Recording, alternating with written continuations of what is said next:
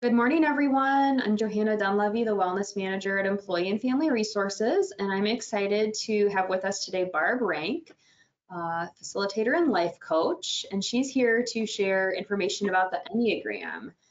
Enneagram at Work, a model for increased self-awareness and empathy. So I'm going to go through our EAP benefits very briefly since most people on this webinar have them, and then I'll turn it over to Barb. As a reminder, your employer has elected benefits through Employee and Family Resources, or EFR. These are EAP benefits. With these benefits, you get 24-hour phone support, so we're just one phone call away at any time of the day, 800-327-4692. You'll always speak with a licensed mental health counselor when you call. Call us, when things are just okay, or call us when things are really not okay, and we're here to help you through all types of life situations. You have access to in-person or telehealth counseling sessions.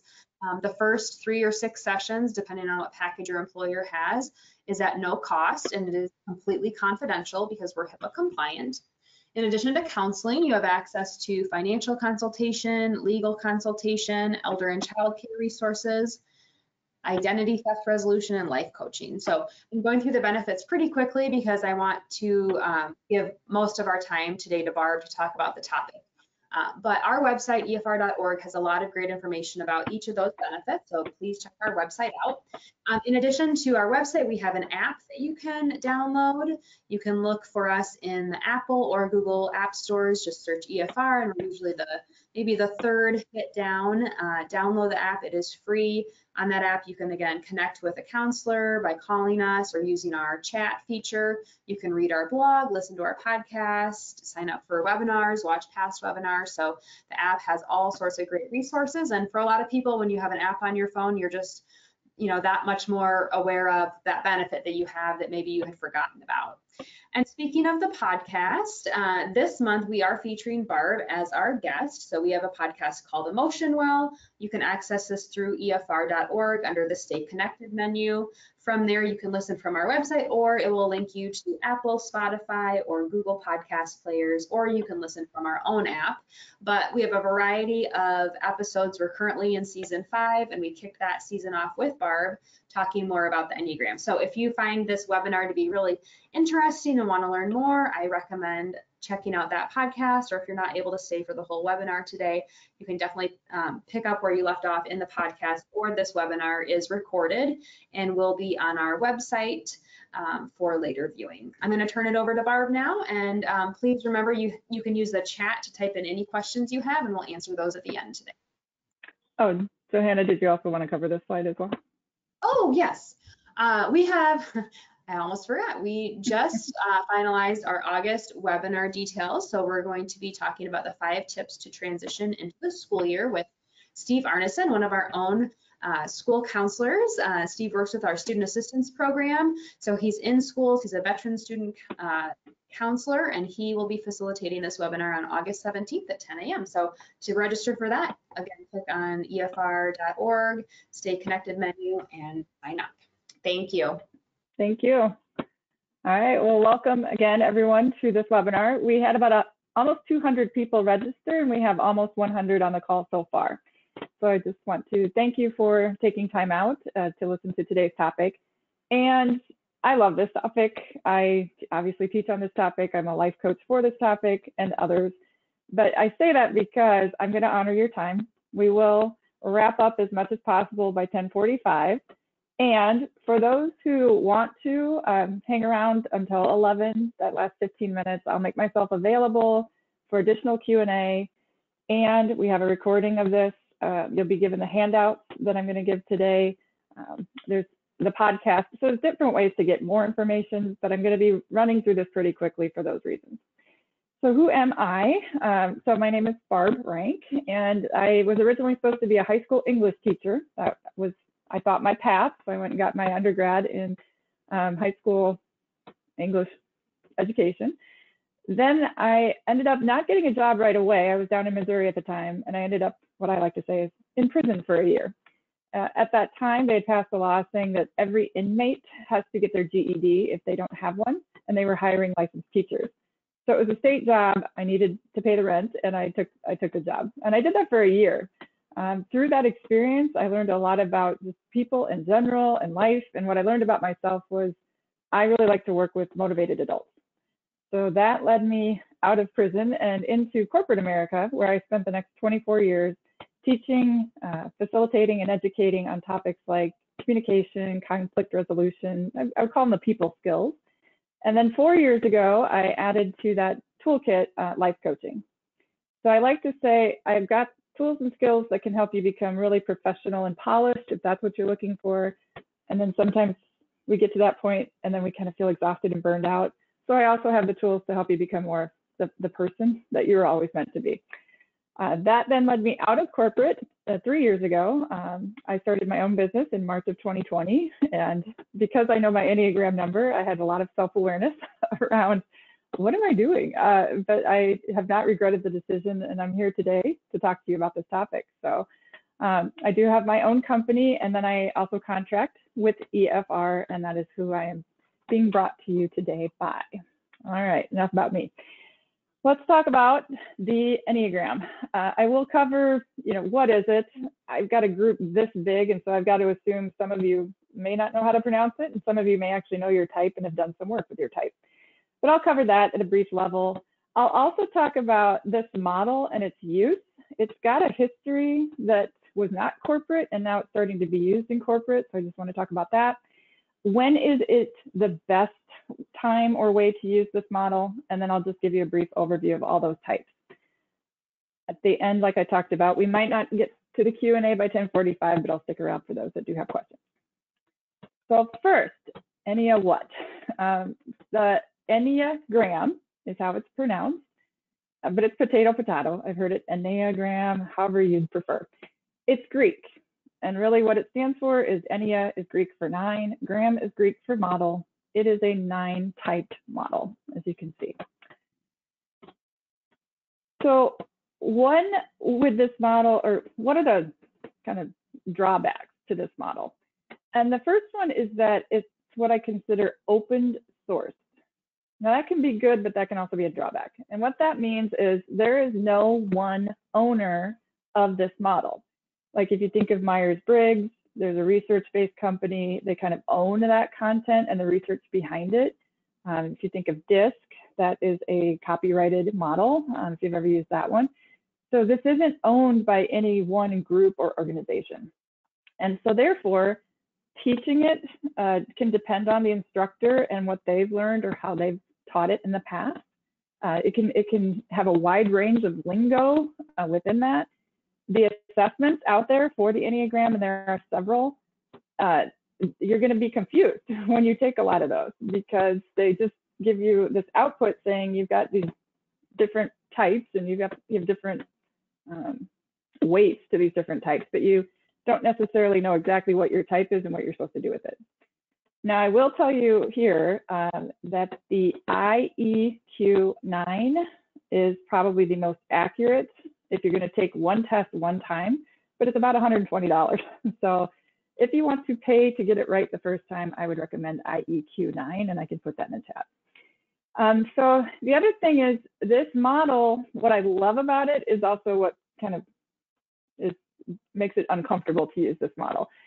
It really does give a lot of good data on here's what you look like at your best, and then here's what you look like when you're stressed, which I also call the blind spot, and we'll talk about that in a minute. It's uncomfortable sometimes to see that in print. And so if people aren't ready to take a deep dive, we can cover it at a surface level just to give awareness like we're going to do today. But you don't want to force people to try to get vulnerable if they're not ready. And so, that could be one way that this would not be a good use. The other thing is I've also seen people almost weaponize it, and they'll put someone in a box and say, you're being such a 9, or, quit being such a 2, and it's, that's manipulative and disruptive. So I can't control that, but I just say I don't like it when that becomes the use. What are the pros of the model?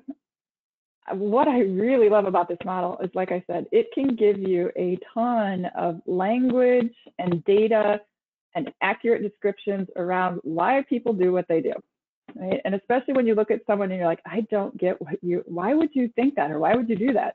this model can help. So that's the beauty that I see. It's a really efficient way to build empathy, because empathy is the ability to at least hold space for another person and say, you know, I don't quite get your experience, but I see how you can be experiencing that. I may not agree with it, but I can at least meet you or join you and say, I can sense that or feel that. I've had some of that in my past. So rather than having to get to know a person and all of their story, if we can start to look at them through these lenses, we can at least understand what is stressing them out, what is causing them to behave the way they do, and then we can have some compassion in that situation. So I'm going to talk about today, when is this a good model to be used in a business setting? And so I give you a formula, and then I'm going to break that formula down. In a business setting, if you have increased self-awareness that leads to increased accountability, you will have reduced emotional waste. And so let's talk about what that means. So emotional waste is defined as the time that any of us, spend at work that is not actually related to work. And it's things like venting. It's things like complaining. It's things like having the meeting after the meeting that doesn't really lead to any outcomes. It's just, it makes both of us kind of feel worse because nothing really happens, or we don't feel like we're in control. So there was a group that actually did a study on how much of emotional waste is happening in the workplace. And this was pre-COVID. So I just want to point out these numbers were pre-COVID. They're probably higher now. But they said, looking at a single employee, and let's assume they make $30 an hour and they're working a 40-hour work week, they came up to an average of 2 hours per employee per day of just emotional waste. Just having the conversations that don't lead to production, they don't lead to a more effective communication. It's just the venting type stuff. So that was 2 hours per employee per day.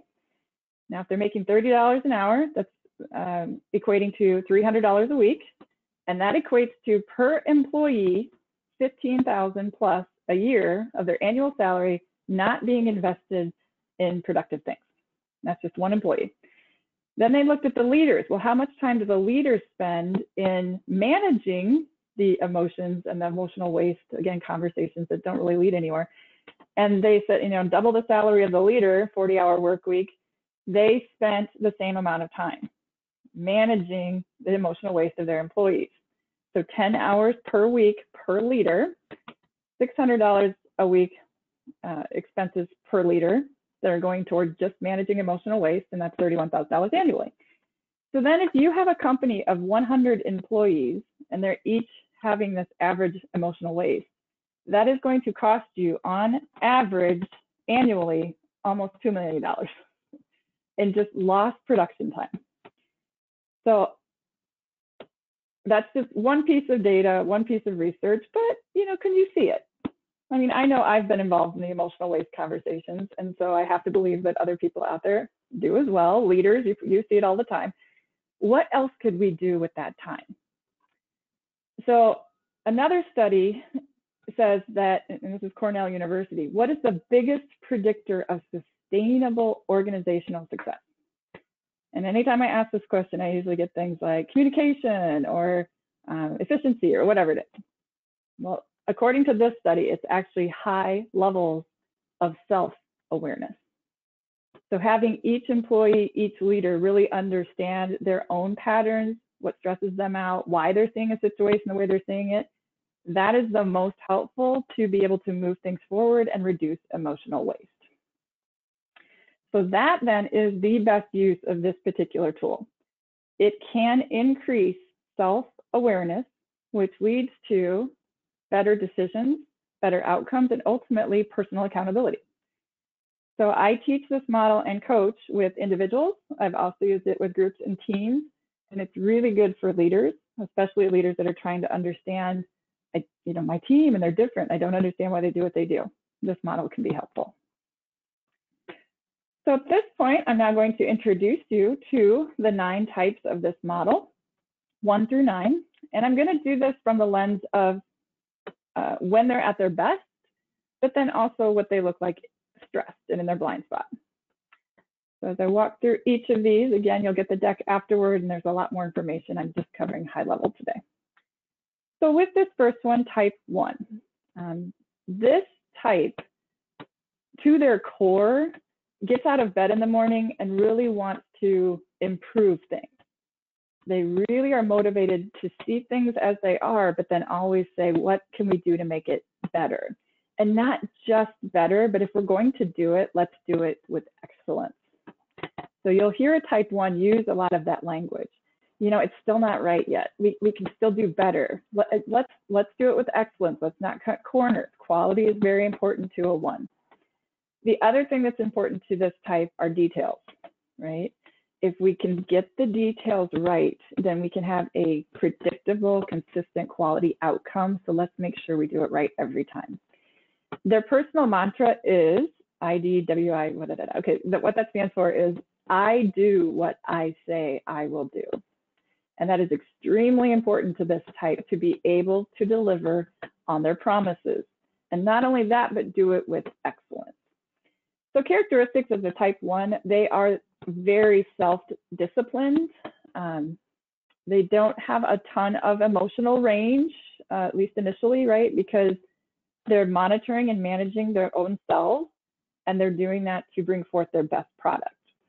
They really like routines and expectations. So if you have a type 1 on your team, vagueness is painful for them because they need to know what's expected so that they can make it the best they can. Now, at the same time, this type has a really critical inner judge. It's built into this type, and they may or may not know that right away. It's actually causing them some stress, which we'll talk about next, but they can dial it down. They just don't, first they have to recognize it's there. So this type will be the one that they beat themselves up pretty heavily, right? And so they then tend to react poorly to any kind of feedback because they've already beat themselves up, and then they're hearing, hey, this wasn't good enough. That's, however it was phrased, that's what they're hearing. And that's like a personal attack, unless they're self-aware, right? So really productive, really effective employees. And then they overuse that greatest strengths of theirs when they're stressed. When they're stressed, they're going to double down on the details. They're going to double down on getting it right, getting it perfect. Well, that then puts them directly in their blind spot, defined as behaviors that are not healthy or helpful, but they can't see that because they're just so used to doing it that way. So a stressed out 1 that's going for excellence and improving the world, right? They're going to start to get micromanage-y. That's not a word, but I made that up. They're going to start nitpicking other people's content, other people's work product, and being like, hey, you missed a spot, or we aren't there yet, or, you know, let's tweak this again. Their tone is going to become one of criticism, almost resentful, and they're not going to hear or sense that in their blind spot. They're going to say, I'm just giving good and helpful advice. Like, I don't understand why you guys don't see it this way. Leading to right and wrong belief systems. Well, I know the right way to do this, so unless we do it that way, then by assumption, everyone else is wrong. So it's one of those things where you're probably going, oh my gosh, you know, I know someone that sounds like that or does that. We can all do this from time to time, but it's a stressed out type 1 that's going to get into these patterns consistently. And I want everyone to now kind of start to recognize this is them under stress because this is the way they see the world. So how can we step back a little bit and take a look at this from an empathetic perspective and say, okay, how can we help move them forward because they're stuck in their stress patterns. Moving on to type 2. This is one of 3 naturally empathetic types. So there's 9 types. 3 of them are naturally empathetic, and this is one of them. So 2s are this really helpful, nurturing type, and what's really important to them is to serve others. I joined a service organization called the Rotary a couple of years ago, and their motto was service above self. And I was like, oh my gosh, the Rotary was started by a bunch of shoes. Because that is truly their life mantra. And twos get up in the morning and want to add value by helping others. That's just built into their core. So the other thing about twos, great listeners.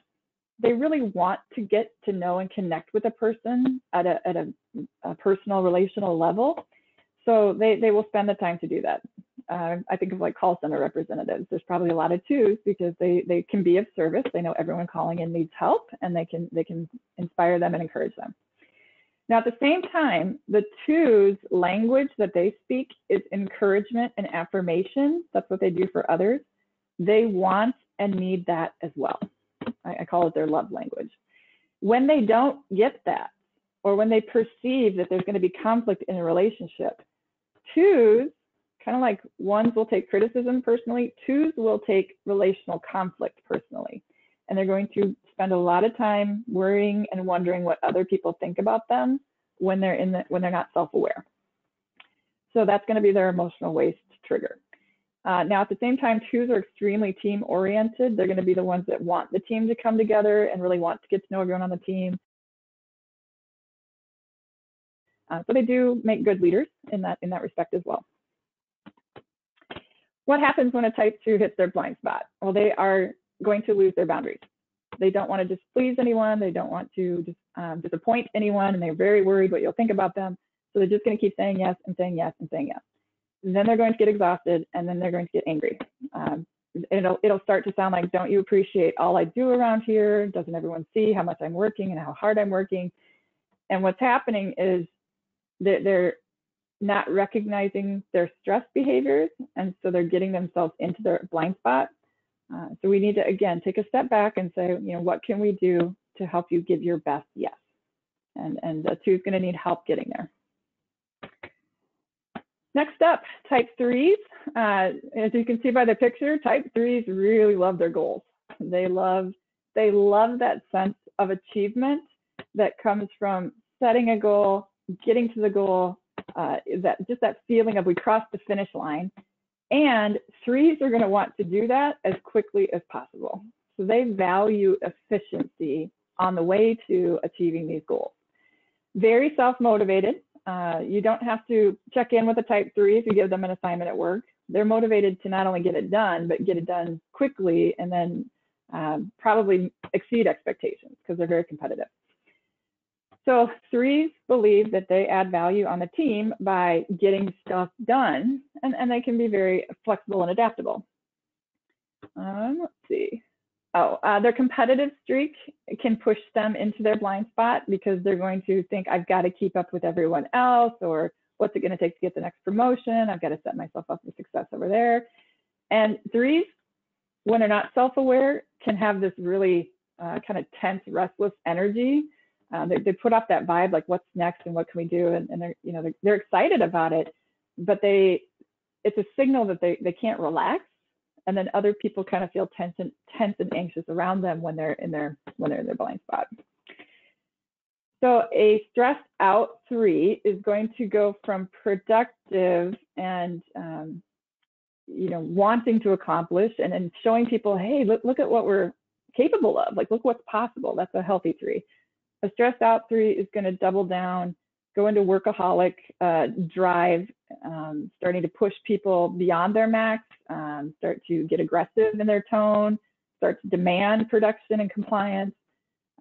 They're going to just feel, you don't need feelings to get the work done. So I don't, they're going to start having those types of language, or that type of language. And their efficiency is going to get triggered in the sense that they might cut corners just to get to the ever-loving goal when they're stressed. That's going to lead to quality issues. And then that's going to lead to a tough conversation with a 3 who, if they're stressed, is going to still be aggressive. So seeing these things as opportunities to take a step back, have some empathy, recognizing their stress patterns.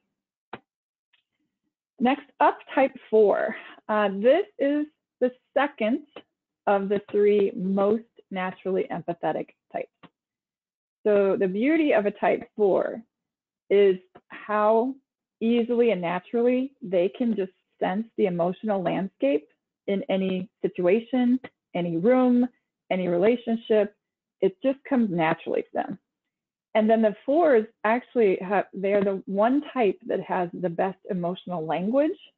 And so they're recognizing these emotions, but they're also speaking them. Hey, it looks like you're feeling frustrated, or hey, that was probably really disappointing for you to not get that promotion, or whatever it is.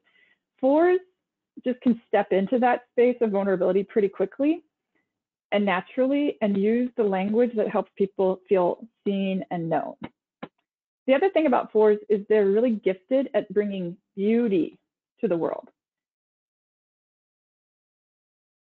So fours are going to look at things aesthetically, and they make good photographers because they see it in a way that, through the lens, I just have this perspective that no one else does, and it's beautiful.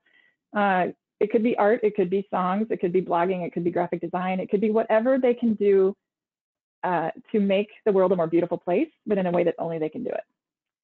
So they also are sensitive to criticism. They're putting this beautiful product out to the world that came from this deep part of them. And for someone to say, I don't get it, that's going to, initially kind of hit their core.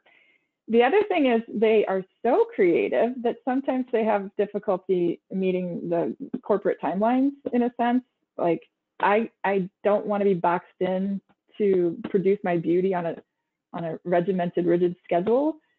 And yet that's kind of what we need to do in the corporate world. And so there's that push-pull that can come along with a 4. When they're in their blind spot, the emotional waste of a 4 is going to be, they're going to be one of the venters. And they're going to do it with a lot of emotional intensity. Other people are going to hear that as playing the victim card. Like, woe is me, nothing ever goes right, it's us against them. And it's coming from this emotional space, but it's being overused. And so it can, other people are going to react to that when they hear that, and they're going to then come back and say, just, suck it up and move on. And the 4 is that's going to trigger them to go even more, be more emotionally expressive, because what they really just want to be is seen and heard. So they can get kind of moody, they can get kind of aloof. And I say that I have a little bit of 4 in me, so I'm like, yeah, I can see it. But that's coming from this particular type. All right, right next door to that really emotionally expressive, nurturing, empathetic 4 is the exact opposite at 5. So 5s are this type that is naturally wired for information, for knowledge, for understanding how things work from beginning to end, and that just gets them out of bed and excites them all the time. Now, it's different from the energy of a 1. A 1 wants to take information and make it better, improve it, fix it, make it excellent. And a 5 is just like, I just want to learn. I want to know for myself how that thing works, how this body of knowledge. 5s are just absorbing that all the time. And so they add value through their depth of knowledge, their competence. What 5s aren't naturally gifted at, and this is not a dig, it's just they're so into their head and academics and knowledge that they can't naturally step into feelings and emotions like a 4 can or a 2. So their language is going to be very factual, very objective. Based on what I have researched, this is the information I would like to provide to everyone, and that's their love language, right? But it doesn't come with a lot of extra fluff. And so other types might look at 5s and think they're kind of aloof or stodgy, and it's not. They're just like, this is how I see it, and I'm just going to present it in this very objective, factual way. So the other thing about 5s is I was trained, and the people that I've coached, they validate this. They have the least amount of energy of all the 9 types. And so other types can recharge overnight to 100%. 5s can usually only get to about 80%.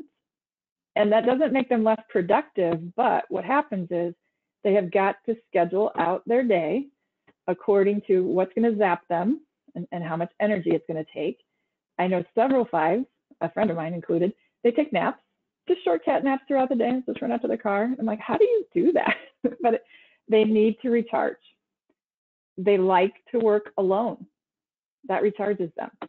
So knowing this about these types, we can look at them and say, okay, that's just them being them, and they're actually bringing their healthiest self when they get to do this. But then we also have to watch out for 5s when they're in their stress state.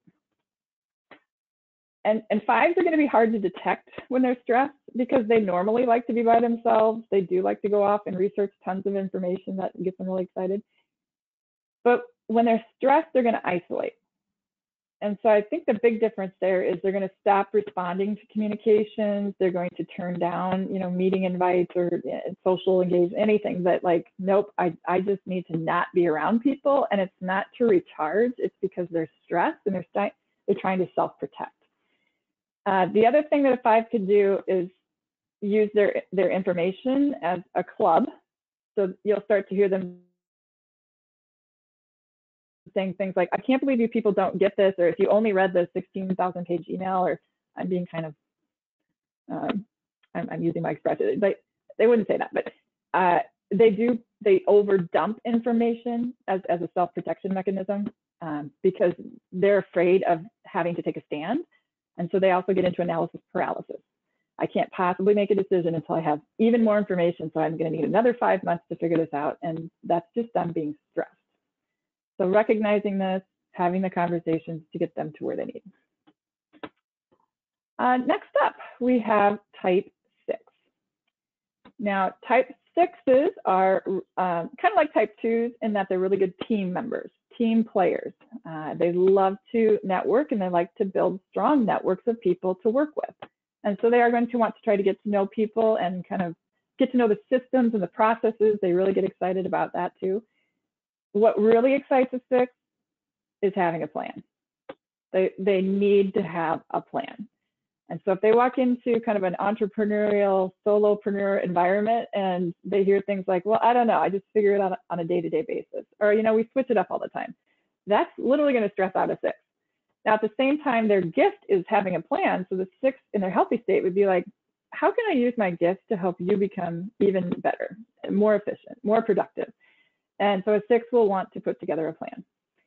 Now, the 6's plan is different from the type 1's plan. Remember, the type 1 has to have a plan for excellence. They have to know what the expectations are. They want to make it better. A 6's plan is going to have everything in there to avoid disaster. So 6's just can naturally anticipate in any given situation what could possibly go wrong.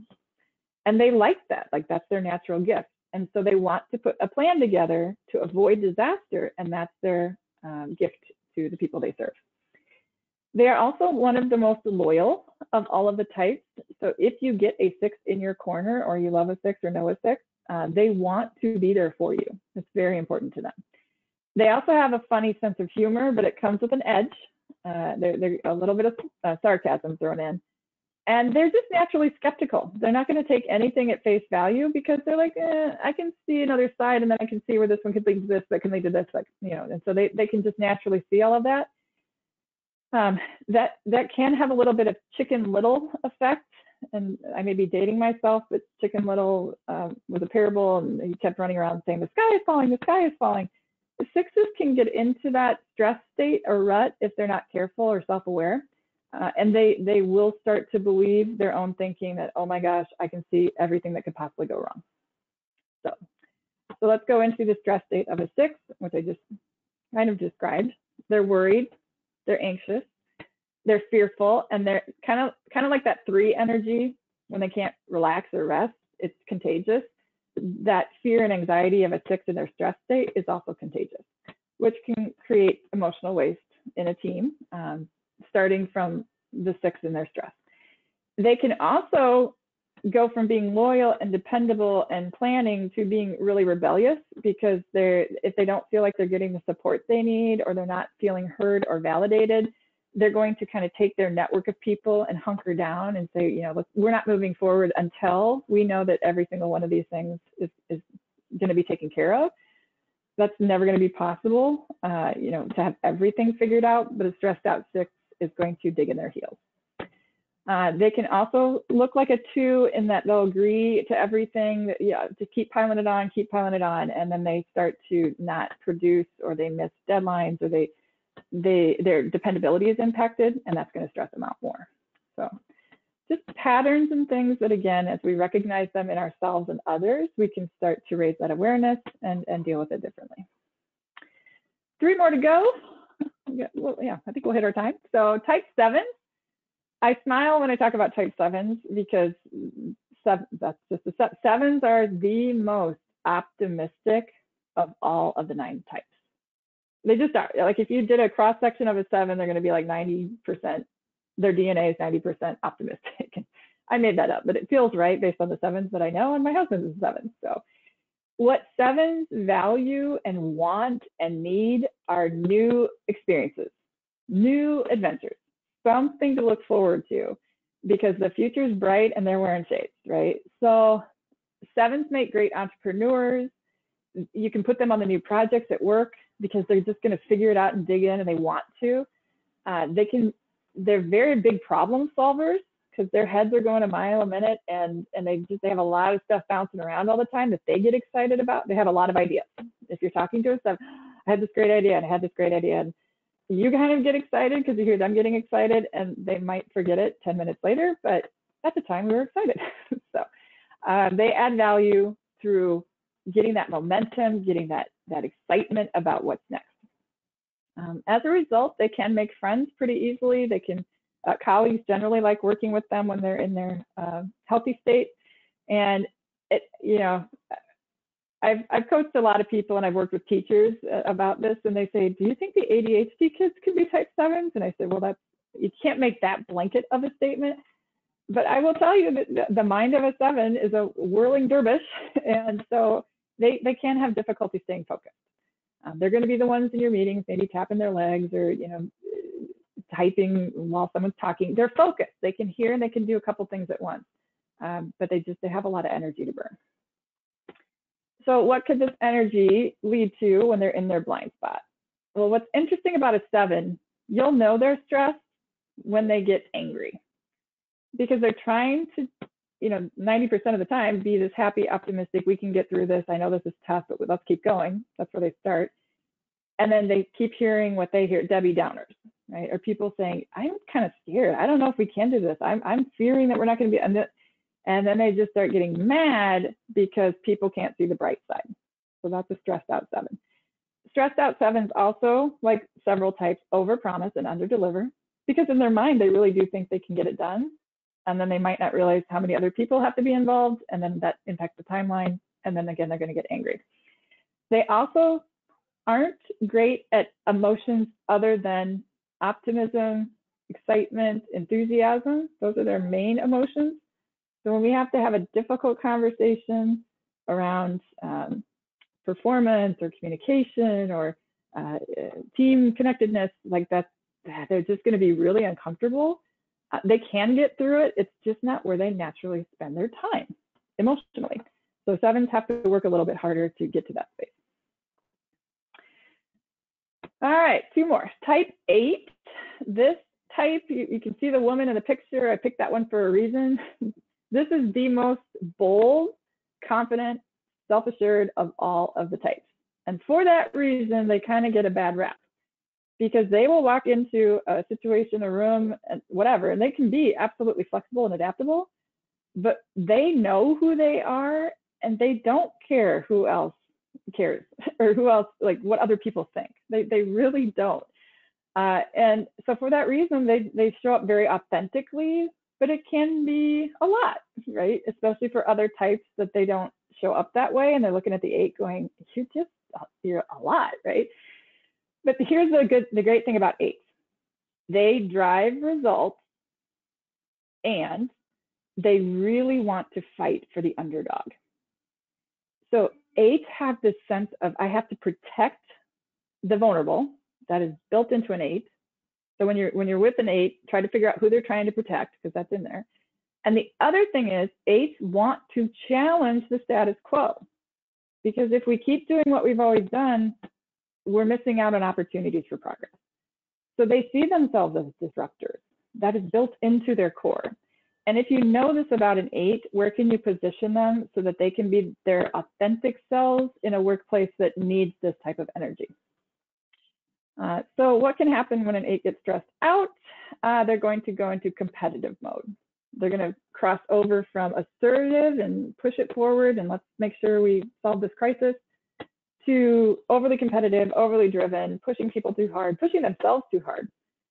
8s will end up taking on all the work, and they will work themselves into, in some cases, physical ailments. Their body will give out before a stressed out 8 will ever give out.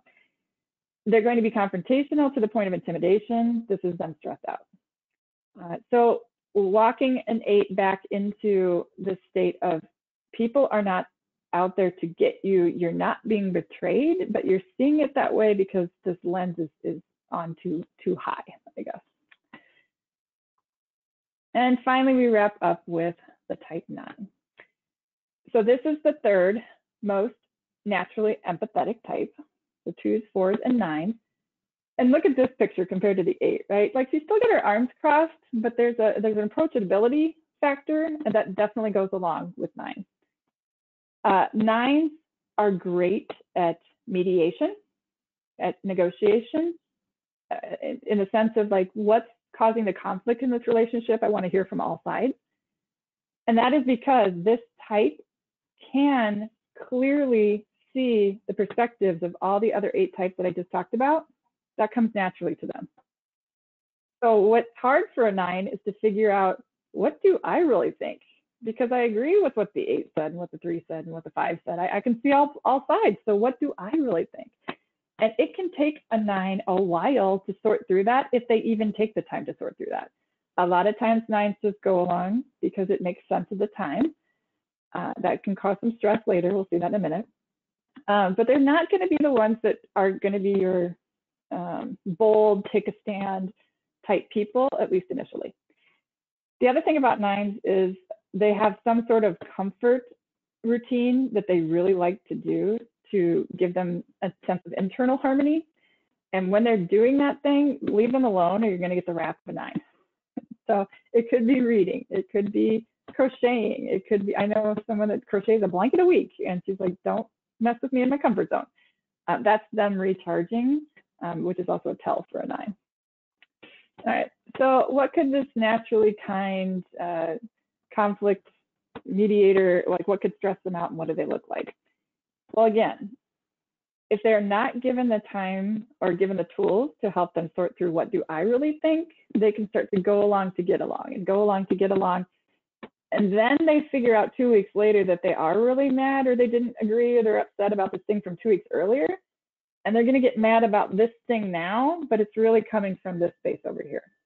So you get a passive aggressive stress pattern with a 9, very kind, very accommodating until they're not. And then you want to kind of dig in and go, okay, is it this thing or is it something back here? Let's at least unpack that. They can get extremely stubborn, very much like a 6, dig in their heels. I'm not moving forward. You can't make me, that type of thing. But what they're really saying is, I don't know what I think. And if I do express my opinion, I feel that it might put me out of relationship with you. What if you disagree? I don't want that. So a stressed out 9 will hold their opinions, withdraw their own voice, but at the extent of causing themselves their own conflict, and again, emotional waste, which comes out in passive aggressive behaviors. They also tend to overcommit, underdeliver when they're stressed, and they do make to-do lists. They make a lot of to-do lists, but when they're stressed, they cannot prioritize, and things might get missed even if they're on the list because they didn't know the importance and where to move it up. So that was an extremely brief overview of each of the 9 types. Through that, I hope that you are able to hear that, oh my gosh, I see where that person could see the world that way. And at any given time, there are 8 other ways to see the exact same thing. So I leave this slide in here just to say, when you look at both of these gentlemen, I guess, they're both correct. They're looking at the same situation from different perspectives, and they're both correct according to their perspective. So knowing that, how do we bring our perspectives together and have a discussion around getting the next outcome in that moment, right? Because we're just seeing it from different places. So I'm going to go to the Q&A. Before I do, I just want to leave you with my contact information and share with you that as employees of plans that have EFR benefits, I do Enneagram specific coaching. So if you're interested in exploring your type, bringing your own self-awareness, how can I disrupt my own stress patterns? We can do those 3 to 6 sessions individually, and I can offer that service to you. Also within the catalog, there's a 2-hour Enneagram overview, similar to what I just presented, but I can customize it for your groups as well. So thank you for your time. If you need to drop off, feel free to do so. For those that are still on, Johanna, have we gotten any questions in the chat box? Yeah, thank you, Barb. So the only questions I've had so far were related to how can I watch this again or share this with colleagues, and I'll just address that publicly. So this session is being recorded and it should be on our website by tomorrow. My goal would be to get it up today, but I don't want to overpromise and underdeliver. So I was at the end of the day tomorrow. But yes, this session is recorded, and like I mentioned earlier, we have the podcast with Barb, and so you can access that as well. So one of our questions comes from someone asking, should you take the Enneagram every so often, or do the results stay the same over long periods of time? Excellent question. So your results can vary depending on which assessments you take, unless you take that IEQ-9, that one's going to be the most accurate. So the assessments are kind of confusing. The way that I teach and train it and coach people is you do have a primary type that once you find that has always been true. However, just like we saw the stress patterns, you're connected to a couple of other types, so you can look like those other types when you're stressed or when you're healthier or when you're growing, that type of thing. So the short answer is the assessments are confusing. Everyone has a starting type, a primary type, and then they can connect to other types, and that's all part of their health and their stress. Thank you. I've always wondered, Barb, if people that maybe lack self-awareness would mistype on one of the self-assessments, or, if someone who's wanting to, pull a certain way, is that a possibility? It can be. Sometimes people take the test and they put the answers they think they should versus what's really true for them. That's on any test. That's going to skew the results. For me personally, when I first took the test, I scored high on 3, 7, and 8. All 3 of those were high for me. And when I started to look, a little bit deeper, I was like, yeah, I can see myself in all 3 of those. As I continued to explore, I got down to, oh man, but this one is what drives me. The other 2 I can see, but this one is me. So it just takes time to kind of sort through what's similar about the types to really get to, yeah, this one's me. What the 3, 7s, and 8s actually have in common, they're all very future focused, forward drivers, goal setters. Like, yeah, all of that appeals to me. But as a 3, I'm most motivated by that sense of accomplishment, and I really value efficiency. So those are some of the differentiators. Thank you. All right. Can you share any resources for anyone interested in getting certified in Enneagram? Oh, that's a good question. I can. Is it possible to get that person's contact information and reply directly? Yes, I will jot her name down and give you her email address. Excellent. Thank you. And then another question, where can we get access to taking the test if you'd like to? Yeah. So you can just Google Enneagram assessments. The site that I direct people to most often is Truity, TRUITY.com. That's a free assessment. There's 9 types, the number 9 types.com. That's another free assessment. There is one that's like $12. I cannot remember the name of it, but you'll find it if you do your Google search. And then, like I said, the IEQ-9 is the one that will give you, with like 98% accuracy, your primary type from the very first time you take the test. It also gives you up to 45 pages of PDF content that goes with it. So again, that's why it's helpful to have a coach to work through all of that, because information and transformation don't always happen at the same time. Thank you. Well, that is the end of our questions, and we are officially out of time, so we'll let everyone go. Thank you so much, Barb, for all of this information. As she mentioned, we have trainings around this in our training catalog. You can access that from cfr.org, and it would be under the, let me make sure I give you the right kind of path to navigate to, under the how we help at work, and then we have a workplace training submenu. Keep in mind that if your employer group has our EAP, you can do trainings in the workplace. Sometimes you have to coordinate that with your leader or your HR team, but we can definitely come into your workplace virtually and deliver training. So thank you so much for your time today. I'm getting a lot of thank yous, great session, and I would echo that. Thank you again, and hope to see everyone on August 17th for our webinar on the 5 tips to transition back into the school year. Bye-bye. All right. Thank you, everyone.